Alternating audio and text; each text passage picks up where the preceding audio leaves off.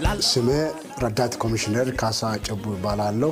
የሲዳማ ብሔራዊ ክልላዊ መንግስት ፖሊስ ኮሚሽን ምክትል ኮሚሽነር እና ወንጀልና ትራፊክ አደጋ መከላከል ዘርፍ ኃላፊ ነኝ። በመጀመሪያ ደረጃ በሲዳማ ብሔራዊ ክልላዊ መንግስት በሐዋሳ ከተማ የሚደረገው ክራይስት አርሚ ኢንተርናሽናል ቤተክርስቲያን ከመጋቢት 12 እስከ 14 የሚደረገው ኮንፈረንስ እንኳን ሁላችን በሰላም አደረሰን ለማለት ፈልጋለሁ። እንደሚታወቀው ሲዳማ ብሔራዊ ክልላዊ መንግስት ፍጹም ሰላማዊ ስራዎች በህዝብ ተሳትፎ የሚሰራው ስራ ነው። ይህንን ኮንፈረንስ ለማካሄድ አጠቃላይ ሲዳማ ብሔራዊ ክልላዊ መንግስት አብያተ ክርስቲያን ወንጌላዊ ካውንስል ጋር በመተባበር የሚደረጉ መንፈሳዊ ኮንፈረንስ ከመሆኑ ጋር ተያይዞ አጠቃላይ ኮንፈረንስ አዘጋጅ ኮሚቴ ጋር በመቀናጀት ስራዎች የጀመርንበት ሁኔታ አለ። ኮንፈረንሱ የሚደረገው ሐዋሳ መስቀል አደባባይ ነው። መስቀል አደባባይ በ3 ተከታታይ ቀን የሚደረጉ ኮንፈረንስ ያለ አንዳች የወንጀል ሁኔታ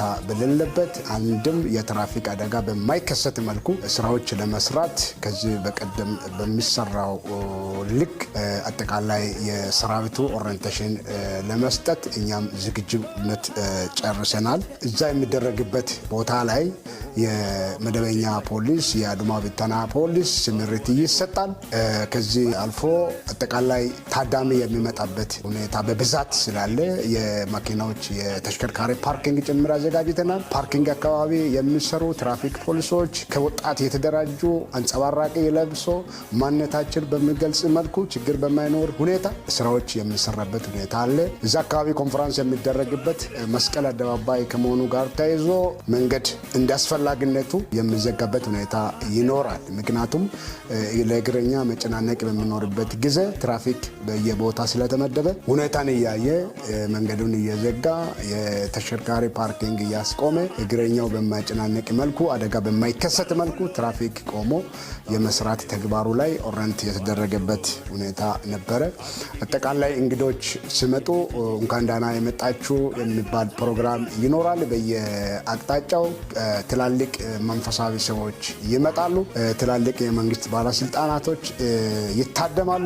ይህንን ኮንፈረንስ መንፈሳዊ ከመሆኑ ጋር ተያይዞ ከዚህ በፊትም መንግስታዊ፣ ህዝባዊ፣ ሃይማኖታዊ ሁኔታዎች ሲኖሩ እንደ ሲዳማ ብሔራዊ ክልላዊ መንግስት አካላት ፍጹም ሰላማዊ በሆነ መልኩ እንዲጠናቀቅ በፊት በሚሰራው ልክ የሚሰራ ነው የሚሆነው።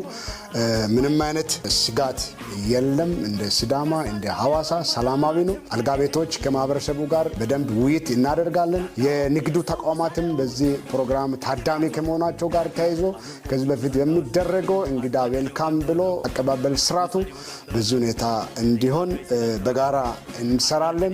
በደንብ ከንግዱ ተቋማት ጋር መዝናኛ ቦታዎች አካባቢ፣ አልጋ ቤቶች አካባቢ ዌልካም የሚለውን ፕሮግራም አልጋ ቤቶች አካባቢ እንዲኖር ይደረጋል። ከዚህ ውጪ ሁሉም ማህበረሰብ አካባቢውን የመጠበቅ ሮንድ ስራ የማጠናከር ገለልተኛ አማካሪ ቡድኑ በደንብ ስራውን እንዲሰራ ማህበረሰብ ደህንነት ፓትሮል ቅኝቱ አካባቢውን ከመጠበቅ አኳያ ማህበረሰቡ በንቃት የሚጠበቅበት ስርዓት ስላለ እናጠናክረን የምንጠብቅ ስራ ነው የሚሆነው።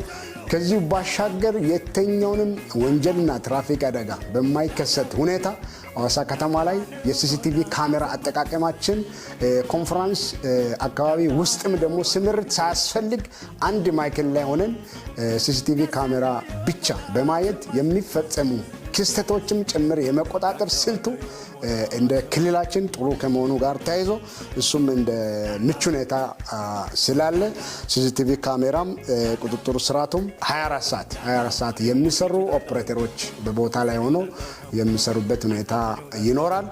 ከዚህ ባሻገር በየማይከሉ በየመንደሩ በፖሊስ በማህበረሰብ አማካኝነት እየተሰሩ ፖሊስ ማረፊያ ቦታዎች አሉ። እዛ አካባቢ አቅራቢያ የሚከሰቱ ክስተቶች በአቅራቢያ ያሉ ጸጥታ አካላት ሄዶ ማህበረሰቡ ጠቆማ መስጠት ይችላል።